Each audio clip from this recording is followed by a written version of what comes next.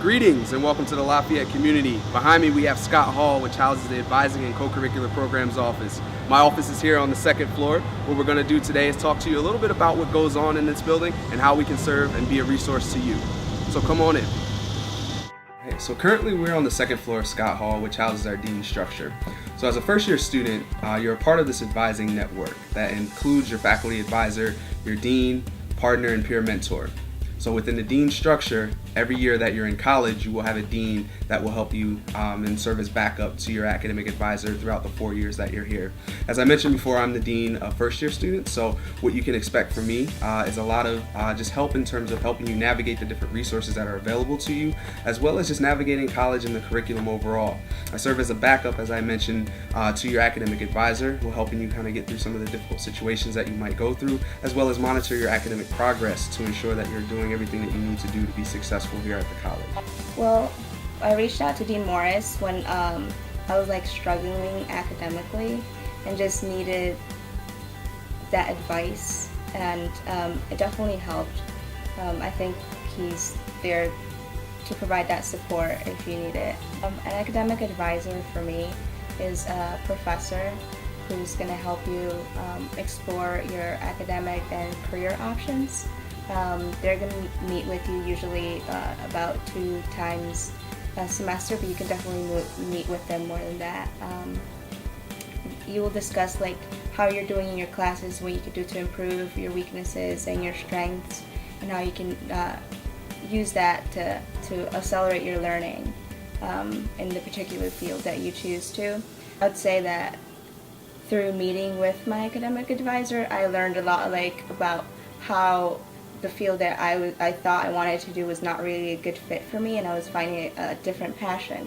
And you can definitely be honest and talk to them about that, and they will be understanding and will definitely help you direct to further help or advise you in a career or academic in general. Office hours is a time and date when your professor will be available to help you. So you definitely should go to office hours when you're struggling with a class, but it doesn't hurt to go when you're not. It can also help you build a relationship with your professor, especially when you're going to need a recommendation letter. So office hours for me is more building a relationship and trust with your professor. That way when you're in class you don't feel uncomfortable, or it's just building that bond from student to professor, and I feel like that just calms you down and makes you more confident in their class. And if you are struggling in that class, your professor will be more than happy to help you during office hours, or even outside of that. You can definitely schedule an appointment with them and meet with them as often as they're available and you're available. So a syllabus is a basic rundown of your professor's expectations, usually exam dates, due dates, what your grades will be composed of, what you should be doing in class, and any additional information your professor wants you to know. It's really important to read that. And what I would say is look at the due dates and get an agenda or something that just keeps track of when those due dates need to be completed. Finding a job on campus does require you to reach out and actually look for yourself, but a really useful tool is on the Lafayette webpage or under career services. You can see job postings and the requirements. Some will ask you for your resume, and you can just go through there and see what fits you. And you can always ask that particular employer to go talk to them and see for more information about if you can actually do this. For me, getting a job wasn't that particularly difficult, because you basically, if you want a job, you have to email a lot and seek out these opportunities. Going back to building a relationship with your professor, if you're close to that professor, they might actually offer you a research opportunity. This summer, I'm doing research with the bio department. So how I got that was because I participated in a program called Science Horizons. I had to apply to that beforehand, but it's basically a group of 5 people, and you meet with faculty members. You basically discuss like anything career-wise, and particularly in biology. And then at the end, they had this offering of like a research opportunity, and I accepted.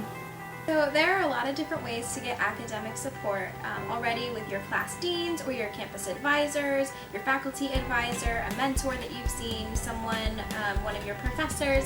There are a lot of different ways to find support. Another really cool one is the attic.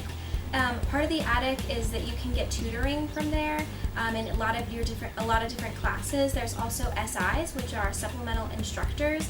They are students that will sit and learn in your classes with you, but then they've already taken the class, so they have a lot of the knowledge and information and can help you along the way to ensure that you're getting good grades and you're doing well.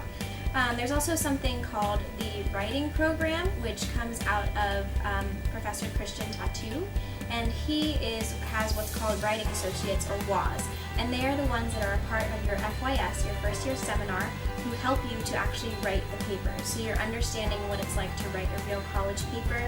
They can help you understand where to do the best research.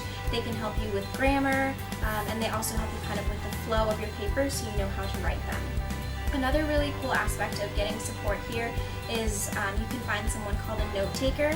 If you're really having some issues or struggling in a class to take notes, you can speak to someone in the attic who will match you up with someone in your class who will take notes for you, unbeknownst to them, of who you are, and then you'll be able to get a copy of their good notes. So what you have just experienced is Scott Hall.